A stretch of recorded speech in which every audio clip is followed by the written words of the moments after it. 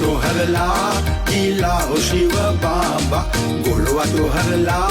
गेला हो शिव बाबा, गोडवा तो हरला गेला हटवा पंजोरीला, गोडवा तो हरला गेला हटवा पंजोरीला, गोडवा तो हरला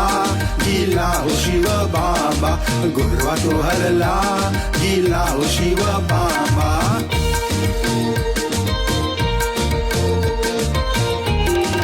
अपन शिव बाबा के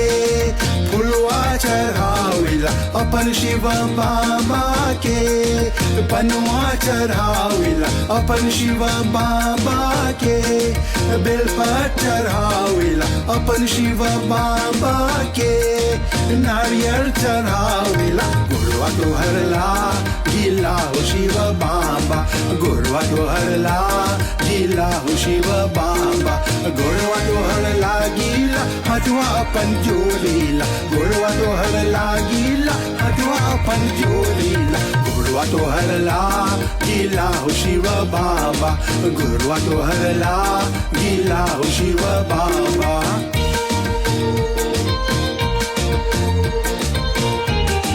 बिना शिव बाबा के मुक्ति न पैबा, बिना शिव बाबा के राम दर्शन पैबा, बिना शिव बाबा के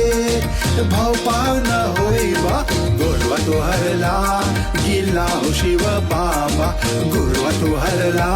गेला हो शिव बाबा, गोडवा तो हरला गेला हटवा पंजोरीला, गोडवा तो हरला गेला हटवा पंजोरीला, गोडवा तो हरला गेला हो शिव बाबा, गोडवा तो हरला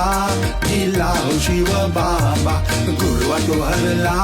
गेला हो शिव बाबा, गोडवा तो हरला